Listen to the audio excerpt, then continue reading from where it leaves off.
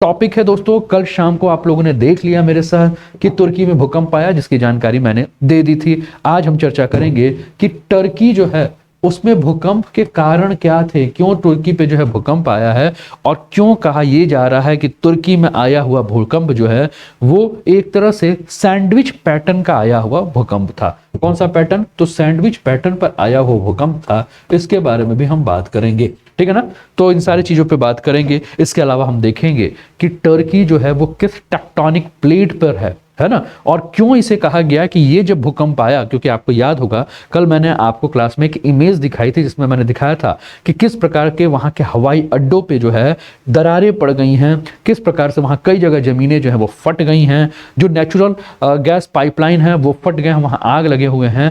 यानी कि ऐसा महसूस हो रहा है कि टर्की के जमीन पर जो है वो भूकंप एक प्रकार से जो है वो खेतों में जैसे हल जुताई करता है उसी प्रकार से एक जुताई हो गई है। कैसे, कौन सी तरंगे थी, तरंगे होती क्या हैं, भूकंप में वेव्स कैसे चलती हैं, टाइप्स ऑफ वेव्स क्या होते हैं, इन सभी के ऊपर हम चर्चा करेंगे, ठीक है। तो earthquake in Turkey, India has sent the first batch of relief materials to the quake hit region in Turkey in coordination with Turkish government and the Indian embassy in Ankara, ठीक है ना। तो ये भी आप ध्यान रखिएगा। कल के टॉपिक को मैं जब कवर कर रहा था तो मैंने क्या आपसे कहा था, मैंने ये भी कहा था कि भारत जो है वो भेजने वाला अपने एनडीआरएफ की टीम और जो भी मेडिकल जो भी टीम है उनको भेजने वाला था, लेकिन अब तक की अपडेट है कि भारत के द्वारा जो है वो जा चुका है, जो भी सुविधाएं हैं वो भारत ने भेज दी है, ठीक है। चलिए आगे बढ़ते हैं, इस चीज को समझते हैं और भी डिटेल में इस पर हम बात करते हैं। तो आप अपने स्क्रीन पर देख रहे हैं दोस्तों, भूकंप का लोकेशन जो है वो आपको देखने को मिल रहा है। गाजियान्टेप जो है ये इसका मेन जो है वो एपी सेंटर था, तुर्की, ठीक है। और प्रभावित जो है वो सबसे ज्यादा गाजियान्टेप यानी कि तुर्की के साथ साथ सीरिया जो है वो सबसे ज्यादा प्रभावित है, जो कि आपके स्क्रीन पर आपको देखने को मिल रहा है, ठीक है ना। अब ये जो कल हम लोगों ने जो बात की थी, हमने कहा था कि तुर्की के लाखों लोगों को जो है वो सोमवार सुबह जो है वो 7.8 तीव्रता के भयंकर जो भूकंप जो है उसके झटके महसूस हुए। और कल मैंने आपको ये भी चर्चा की थी कि एक के बाद एक टोटल जो झटके महसूस हुए थे वो 78 झटके महसूस हुए थे। यानी कि वहां की जो पृथ्वी है वो 78 बार जो है वो डोली थी। कहाँ की? टर्की की पृथ्वी जो है 78 बार डोली थी। और कुल मिलाकर हम बात कर रहे हैं तो इस समय तक का जो अपडेट है, सुबह 9:15 बजे का जो अपडेट है, वहां तक का ये आंकड़ा है कि 4000 से अधिक लोगों की जो है वो क्या हो चुकी है, मृत्यु हो चुकी है। कहां? टर्की में, ठीक है ना। और इसके अलावा टर्की के अलावा हमने कल बात किया था, आज भी फिर से, कि सीरिया, लेबनान, आप देख रहे हैं लेबनान का ये क्षेत्र आपको नजर आ रहा है, ये क्षेत्र आपको सीरिया का नजर आ रहा है, ठीक है। ये आपको टर्की का दिख ही रहा है, गाजियान्टेप मैंने बताया था कि एपी सेंटर है। और इसके अलावा अगर हम बात करें तो कहीं ना कहीं प्रभाव जो है आपको क्या देखने को मिला था, इजराइल का ये क्षेत्र आपको देखने को मिला, जो रेड आपको सबसे ज्यादा डार्क रेड नजर आ रहा है वहां सबसे ज्यादा। लेकिन जैसे जैसे रेड आपका हल्का होते जा रहा है वैसे वैसे प्रभाव आप समझिए कि दूरी बढ़ने के साथ साथ प्रभाव में कमी आ गई। आज हम इसी टॉपिक पर जो एक्सप्लेन करेंगे, आपको बताएंगे कि टर्की में भूकंप क्यों आता है और इतने भूकंप के बाद, इतने साल बाद, लगभग 100 वर्षों के बाद बातें की जा रही हैं, ठीक है। यानी कि इतना तेज भूकंप आया है। इसके पहले अगर हम देखें तो 1939 में जो है वो इतना तेज भूकंप जो है वो टर्की में आया था। इसके बारे में भी हम बात करेंगे। टर्की को अगर ध्यान से देखेंगे दोस्तों, आपके स्क्रीन पर ये मैप देखने को मिल रहा है, तो टर्की जो है वो 3 टेक्टोनिक प्लेट से जो है वो घिरा हुआ है। कौन कौन से टेक्टोनिक प्लेट्स हैं? तो एक है आपका एनाटोलियन प्लेट्स आपको नजर आ रहा है, ये पहला प्लेट है, ध्यान रखिएगा। यहां से काफी सारे प्रश्न जो है वो आपके आगामी परीक्षाओं में आपसे पूछा जाएगा। दूसरा जो प्लेट है जिस पर टर्की है वो है आपका यूरेशियन प्लेट, और तीसरा प्लेट जो है वो है आपका अरबियन प्लेट। यानी कि इन 3 प्लेटों के बीच में जो है वो क्या है, आपका टर्की है। और 3 प्लेटों के बीच में जो टर्की है, ठीक है ना, तो यहां इतना बड़ा भूकंप क्यों आया, तो इसे समझने के लिए हमें क्या करना होगा, हमें धरती के अंदर इन 3 प्लेटों को जो जानना होगा। और हमने कहा कि धरती के अंदर बड़ी बड़ी जो टेक्टोनिक प्लेट्स हैं उसी के ऊपर ये स्थित है ना। अब इस टेक्टोनिक प्लेट्स के आगे अगर हम बात करें, ठीक है ना, तो इस टेक्टोनिक प्लेट्स जो आपको नजर आ रहा है, इस टेक्टोनिक प्लेट्स के नीचे अगर हम बात करें तो आप लोगों ने भूगोल में जो है वो जरूर ज्वालामुखी चैप्टर पढ़ा होगा, वोल्केनो चैप्टर पढ़ा होगा। आप जानते हैं कि जब भी पृथ्वी के धरातल से आप जब नीचे जाएंगे तो आपको मेंटल के ऊपर एक लेयर निकलेगा, देखने को मिलेगा, जिसको कि हम दुर्बलता मंडल या एस्थेनोस्फेयर के नाम से जानते हैं। आप लोगों ने भूगोल में जरूर ये सारी चीजें पढ़ा था, है ना। अब धरती पर बहुत सारी बड़ी बड़ी प्लेटें हैं और इन्हीं प्लेटों के नीचे आपको क्या देखने को मिलेगा, इन्हीं प्लेटों के नीचे आपको तरल पदार्थ देखने को मिलेगा जिसको कि आप मैग्मा के नाम से जानते हैं। और यही तरल पदार्थ पृथ्वी के धरातल के बीच पृथ्वी के धरातल के जो दरार हैं उनसे बाहर निकलती हैं लावा के रूप में। कुछ सुषुप्त होंगी, कुछ विस्फोटक होंगी, वो अपना प्रभाव डालेंगी। एक बात आप लोगों ने और भी ज्योग्राफी में मेरे उपसाथ जो पढ़ा है वो आप ये जानते हैं कि जितने भी प्लेट्स हैं, ये प्लेट्स क्या हैं कि पृथ्वी के धरातल के, मतलब अगर हम बात करें तो नीचे का जो लेयर है, जो कि हमने कहा कि कुल तरल होता है, उसके ऊपर ये क्या करती रहती हैं, तैरती रहती हैं। और पृथ्वी के अपने अक्ष पे घूर्णन के कारण जो है इनके अंदर घर्षण भी पैदा होता रहता है। तो ये प्लेट्स लगातार क्या करती हैं, तैरती हैं। और जब तैरेंगी तो क्या होंगी कि तैरने की दिशा में ये प्लेट्स जो है वो आपस में जो है वो क्या होती हैं, टकरा जाती हैं। तो टर्की के बारे में हमने कहा कि टर्की में भूकंप क्यों आ रहा है, तो उसके पीछे कारण ये है कि टर्की जो है वो 3 टेक्टोनिक प्लेट से घिरा हुआ है। एक है यूरेशियन प्लेट, दूसरा है आपका एनाटोलियन प्लेट और तीसरा है अरबियन प्लेट। ठीक है, और इसमें टकराने के कारण क्या होते हैं कि प्लेट्स के जो भी किनारे हैं, आपको ये जो व्हाइट कलर का नजर आ रहा है ये पट्टी, ये क्या है, ये प्लेट्स के किनारे हैं। आप देख रहे हैं एपी सेंटर यहाँ है, आप बड़े ध्यान से देखिए, ये है आपका गाजियाटेप जो कि एपी सेंटर है। और गाजियाटेप में अगर आप देख रहे हैं तो आपको क्या नजर आ रहा है, यहां तीनों के तीनों प्लेटें जो हैं वो आपस में आपको जुड़ी हुई नजर आ रही हैं। यानी कि कुल मिलाकर अगर हम बात करें तो आपको ये नजर आ रहा है। दूसरी चीज अगर हम बात करेंगे तो आप अगर टर्की को बड़े ध्यान से देखेंगे तो टर्की का सबसे ज्यादा विस्तार जो आपको नजर आ रहा है वो किस पे नजर आ रहा है, वो आपका एनाटोलियन प्लेट के ऊपर जो है वो सबसे ज्यादा विस्तार देखने को मिल रहा है। ठीक है ना, कभी भी आपसे आयोग प्रश्न पूछ सकता है कि टर्की का सबसे ज्यादा विस्तार जो है वो किस प्लेट के ऊपर है, तो आप क्या बताओगे मेरे दोस्त, एनाटोलियन प्लेट के ऊपर जो है वो सबसे ज्यादा विस्तार आपको देखने को मिलता है। अब हमने क्या कहा कि कई बार क्या होता है कि प्लेट जो है वो तैरते हुए क्या होती है, एक दूसरे से टकरा जाती हैं। और टकराएंगी तो क्या होंगी, टकराएंगी तो आप जानते ही हैं, जब दो गाड़ियां आपस में टकराती हैं तो क्या होती हैं भाई, विध्वंस तो होता है, मुड़ता है, टूटता है और जान माल की क्षति तो पहुंचती है कि नहीं पहुंचती, एक बार कमेंट करके बताइए। ठीक है ना, तो भैया टकराएंगे, टूटेगा। ज्यादा जब दबाव पड़ेगा तो अगर कम दबाव पड़ा तो मुड़ेगा और ज्यादा दबाव पड़ेगा तो टूटेगा। तो प्लेट जो है वो टूटने लगेंगी। और प्लेट जब टूटेंगी तो ऐसे में उस पृथ्वी के नीचे की जो भी ऊर्जा निकलेगी वो है क्या करेगी भैया, एनर्जी है ना। एनर्जी के बारे में आप क्या पढ़ते हो कि energy neither be created not be destroyed. ऊर्जा को ना ही उत्पन्न किया जा सकता ना ही समाप्त, वो क्या होती है, अपने एक फॉर्म से दूसरे फॉर्म में चेंज होती है। ये आप लोगों ने पढ़ा हुआ है साइंस में। ठीक है, अब ऊर्जा को क्या है, ऊर्जा को निकलना है। ऊर्जा कहां से निकलेगी, तो जहां आपका सबसे कमजोर क्षेत्र दिखेगा वहां से निकलेगी। और इसी डिस्टर्बेंस के कारण जो है भूकंप आता है। और यही कारण था कि आपको कल के भूकंप जो है टर्की में देखने को मिले, जिसके बारे में कहा जा रहा है कि 10,000 से ज्यादा लोगों के मारे जाने की संभावना है। 4,000 लोगों की लाशें अभी तक जो है वो मिल चुकी है ना। तो कुल मिलाकर आप क्या देख रहे हैं, कुल मिलाकर आप देख रहे हैं कि कुल मिलाकर ये क्या हो रहा है भैया, तो कुल मिलाकर यही हो रहा है। कारण आप समझिए। अब जैसा कि मैंने कहा कि टर्की का मैक्सिमम जो है वो किस पे बना है, एनाटोलियन प्लेट के ऊपर टर्की बसा हुआ है ना। कमेंट करके बताते रहिए, मान लो प्रश्न है आप लोगों से। ठीक है, और ये प्लेट जो है वो किससे है, तो यूरेशियन प्लेट आपको देखने को मिल रहा है, अफ्रीकन और अरेबियन प्लेट जो है वो आपको देखने को मिल रहा है। और इन तीनों प्लेटों के बीच में जो है, अब थोड़ा सा एक चीज और ध्यान दीजिएगा, इधर यूरेशियन दिख रही है, इधर अरेबियन दिख रही है, इधर एनाटोलियन दिख रही है। और नीचे कौन सी प्लेट है भैया, तो नीचे आपको अफ्रीकन प्लेट नजर आ रही है। नीचे कौन सी प्लेट नजर आ रही है, अफ्रीकन। तो भैया एनाटोलियन प्लेट अगर हम बात करें तो African plate, Arabian plate, Eurasian plate के बीच में ऐसा फंसा हुआ है जैसे कि आपके सैंडविच के अंदर आलू की टिक्की फंसी होती है ना। सैंडविच जब खाते हो तो सैंडविच के अंदर क्या फंसी होती है, आलू की टिक्की। इसीलिए मैं टॉपिक स्टार्ट करते हुए आपसे क्या कह रहा था कि ये जो आपका जो भूकंप आया है, इस भूकंप को हम सैंडविच अर्थक्वेक के फॉर्म में जान सकते हैं। इधर से यूरेशियन दबा दिया, इधर से अरेबियन दबा दिया, बचा कुछ अफ्रीकन दबा दिया और बीच में एनाटोलियन जो है वो क्या हो गया, दब गया, है ना। तो ये सारी चीजें हमें देखने को मिल रही हैं। और हम क्या कह रहे हैं कि अफ्रीकन और अरबियन प्लेट के बीच में जो आपका जो तुर्की है वो क्या बन गया, सैंडविच की तरफ जो है वो दब गया, है ना। सैंडविच की तरफ जो है वो फंस जाता है और ये आपको देखने को मिलता है। ठीक है ना। अब इससे धरती के अंदर से जो है वो क्या होती है, ऊर्जा निकलती है, भूकंप आती है। और सोमवार को यही घटना हमें क्या देखने को मिला, नॉर्थ आपका एनाटोलियन प्लेट में हमें देखने को मिला। फिर प्रश्न है कि तुर्की में सबसे ज्यादा भूकंप क्यों आते हैं और इस बार भूकंप इतना ज्यादा क्यों था, तो ये भी बहुत बड़ा जो है, इसके लिए भूकंप विज्ञान को हमें समझना होगा। ठीक है ना, भूकंप विज्ञान को हमें जानना होगा। और भूकंप विज्ञान को जानने के साथ साथ हमें वेव्स के बारे में भी बात करना होगा मेरे दोस्त। ठीक है ना।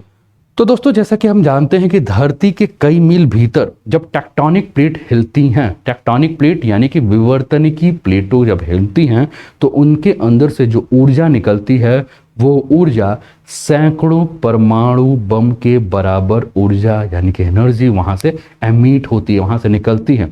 और इस एनर्जी को हमें समझने के लिए आपके स्क्रीन पर ये जो दो डायग्राम है इसको आपको समझना होगा। पहला है पी वेव्स, पी तरंगे, और दूसरा है एस वेव्स। अब पी तरंगों को आप देख रहे हैं कि ये क्या कह रहा है, सीधे चल रहा है, और एस तरंगों को आप देख रहे हो कि इसमें क्या हो रहा है, मुड़ाव हो रहा है, तरंगे हैं, मुड़ाव हो रहा है। चलिए थोड़ा सा और आगे बढ़ते हैं और आगे बढ़ के इसको समझते हैं। आप अपने स्क्रीन पर देख रहे होंगे ये एनिमेशन के माध्यम से कि पी वेव्स का आपको मूवमेंट देखने को मिल रहा है, ठीक है, और ये आपको एस तरंगों का जो है वो मूवमेंट देखने को मिल रहा है दोस्त, आपके स्क्रीन पर सभी को देखने को मिल रहा है। अब समझना है, सबसे पहला अगर हम बात करें दोस्तों पी वेव्स के बारे में, अगर हम बात करें पहला स्टेप, तो इसको हम क्या कहते हैं, इसको हम ग्राउंड वेव्स के नाम से भी जानते हैं। किसके नाम से जानते हैं, इसको अगर हम बात करें तो इसको हम धरातलीय तरंगे या ग्राउंड वेव्स के नाम से जानेंगे। ठीक है मेरे दोस्त, धरातलीय तरंगे या ग्राउंड वेव्स के नाम से जान लेंगे, है ना, नोट करते चलिएगा। अब भूकंप के केंद्र में पृथ्वी की सतह पर जो ऊर्जा निकलती है वो क्या होती है, पृथ्वी के तल पर जो है वो क्या होती है, दो तरीके से पहुंचती है। पहला क्या हो गया आपका पी वेव्स और दूसरा हो गया वेव, एस वेव, ठीक है ना। तो पी वेव्स के बारे में अगर हम बात करें दोस्तों तो ये क्या होती है, आपके स्प्रिंग की तरह होती है जिसमें एक रिंग जो है उसको दबाकर जो है वो आगे की तरफ जो है वो आपका भागता है, ठीक है ना। ये आप देख रहे हैं स्प्रिंग की तरह, आपको क्या देख रहे हैं, जैसे आप पेन का स्प्रिंग लेते होंगे बचपन में, है ना, वो पेन स्प्रिंग वाला पेन, तो उसको दबाते होंगे तो क्या होता है, फेंकता है ना। तो ये आप क्या देख रहे हैं, ये आपको स्प्रिंग नुमा जो है वो आपको देखने को मिल रहा है।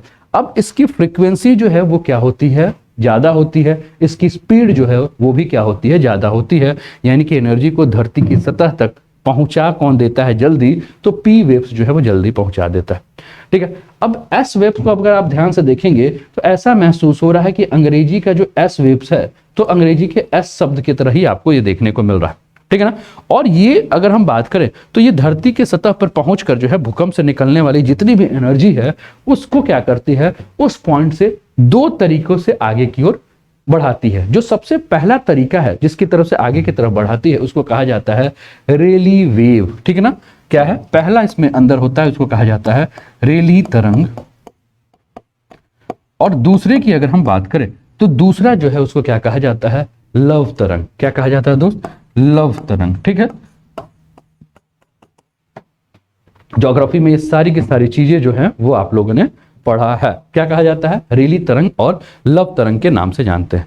अब रेली वेव्स के बारे में बात करें दोस्तों तो इसको अगर ध्यान से आप देख रहे होंगे तो ऐसा महसूस हो रहा होगा कि समुद्र में जैसे लहरें उठती हैं उसी तरह से उठते हुए आगे पीछे जा रही हैं, ठीक है। और इसमें किसी ताकतवर वाहन के लिए पहिए की तरह उसमें चारों ओर जो है आपको एनर्जी निकलते हुए नजर आ रही होंगी, ठीक है। और यह शांत पानी में, जैसे कि अगर मान लो कि इसको अगर ध्यान से देखोगे तो अगर आप समुद्र की लहरें नहीं देखे हो तो मान लो कि आपके घर के आसपास जो है कहीं कुछ नहीं तो आपके घर में बाल्टी में पानी भर दीजिए, उसके अंदर कुछ गिरा दीजिए, तो जैसे गिराएंगे तो आप क्या देखेंगे कि लहरें जो है वो आपकी उत्पन्न हो जाएंगी उसी की तरह जो होती है, ठीक है ना।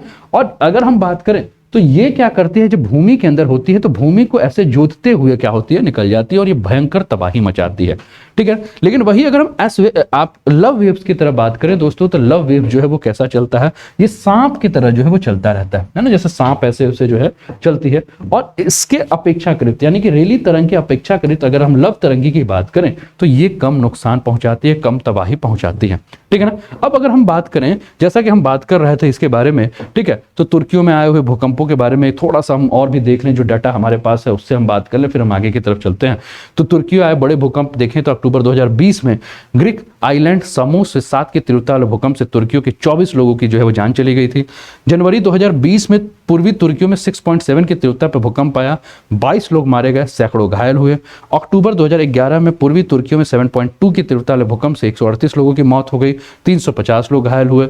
मार्च 2010 की अगर हम बात करें तो पूर्वी तुर्कियों में 6 की तीव्रता वाला भूकंप ने 51 लोगों की जान ले ली। अगस्त 1999 में अगर हम बात करें तो पश्चिमी तुर्कियों के इजामित में 7.4 की तीव्रता का भूकंप आया, इसमें 17,000 लोगों की जो है वो जान चली गई। ये आपको देखने को मिल रहा है, ठीक है ना। तो ये आपको देखने को मिला, लेकिन थोड़ा सा और भी हम इसके ऊपर बात करें, ठीक है। तो ये जो 7.8 के तीव्रता का जो भूकंप आया, ये कितना स्ट्रांग होता है इसके बारे में हम बात करें तो दोस्तों इसके ऊपर जो भी एक्सपर्ट हैं, वो एक्सपर्ट जो है वो सीधे एक ही बात कहते हैं। वो कहते हैं कि देखिए भैया 7.8 तीव्रता का जो भी भूकंप है वो बहुत ही खतरनाक भूकंप होता है, और इसकी वजह से अगर हम बात करें तो जो एनर्जी निकलती है वो कितनी निकलती है, तो 32 पेटा जूल की जो है वो एनर्जी निकलती है। कितना? 32 पेटा जूल की जो है वो क्या देखने को मिलता है, एनर्जी जो है वो यहां से निकलती है। 32 पेटा जूल ऊर्जा निकलती है, यानी कि न्यूयॉर्क जैसे बड़े शहर को 4 दिन इसी से क्या हो सकती है कि बिजली मिल सकती है। इतनी ज्यादा एनर्जी आपके 7.8 की तीव्रता पे अगर भूकंप आ रहा है तो आप समझ सकते हैं, ठीक है ना। और वही अगर हम बात करें तो 5.9 की तीव्रता वाले भूकंप की तुलना में 7.8 के तीव्रता वाले भूकंप की अगर हम बात करें तो 708 गुना, मान लीजिए कि हम कहते हैं ना कि 5.8 पे जो है वो आपका रिएक्टर स्केल पर था, लेकिन 7 पॉइंट कितना था आपका यहाँ 9 था अगर हम बात करें, ठीक है ना।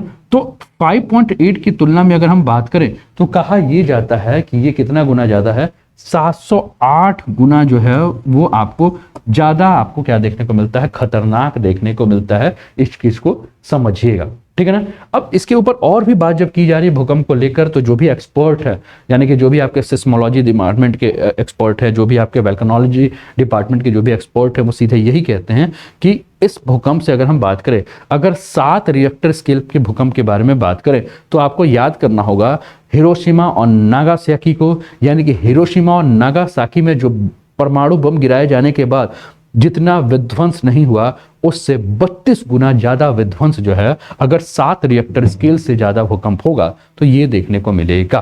तो आप ये देख रहे हैं कि कितना ज्यादा भूकंप जो है वो आपको खतरनाक देखने को मिला। इसके पहले अगर हम बात करें तो पाकिस्तान में भी लगभग 7.8 के भूकंप जो है वो 2013 में आ चुके हैं, जिसमें 825 लोगों की जो है मृत्यु हो गई है।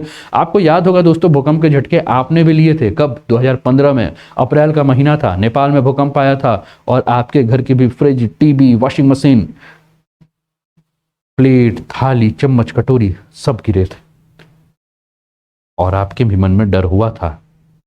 क्यों? क्योंकि उस समय नेपाल में जो भूकंप आई थी जिसमें 9000 से अधिक लोगों की मृत्यु हुई थी, वो भी 7 रिएक्टर स्केल से ज्यादा का भूकंप था, ठीक है ना।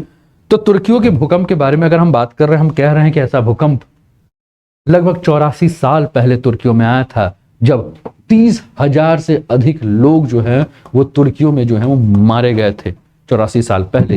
यानी कि 1939 की अगर हम बात करें, 1939 की बात करें तो 1939 में जो है वो मारे गए थे कितने, 30,000 से ज्यादा लोग। काफी विनाशकारी भूकंप था। दिसंबर 1939 7.8 के रिएक्टर से आया था उस समय, जब लोगों की जो है वो मृत्यु हुई थी। तो ये रहा दोस्तों आपका ये टॉपिक, कैसा लगा जरूर बताइएगा और अपने मित्रों के साथ जो है वो साझा भी कीजिएगा। चैनल पर पहली बार है तो चैनल को सब्सक्राइब करके बेल आइकन दबा दीजिएगा, ठीक है। चलिए फिर बढ़ते हैं अगले टॉपिक पर। तो काफ़ी सारे एडवांटेज है, एनी टाइम एनीवेयर लाइव और रिकॉर्डेड सेशन जो है वो आप देख सकते हैं। आपके पास मल्टीपल कॉरेस्पॉन्डेंस कोर्सेज के लाभ है, अपॉर्चुनिटी इंडिया के बेस्ट एजुकेटर प्रोफेसर से क्लासेस करने का, वर्कशॉप स्ट्रेटजी से मास्टर क्लासेस कर सकते हैं, लिमिटेड क्विजेस कर सकते हैं, स्टडी मटेरियल पीडीएफ फॉर्मेट में कर सकते हैं, multiple live doubt cling sessions है, इन सब का लाभ उठा सकते हैं, ठीक है। तो ये सब आपके लिए जानकारी थी दोस्तों। कैसा लगा सेशन जरूर बताएं, अपने मित्रों के साथ क्लासेस के लिंक को शेयर कर दिए, चैनल पर पहली बार चैनल को सब्सक्राइब करके बेल आइकन दबा दीजिएगा।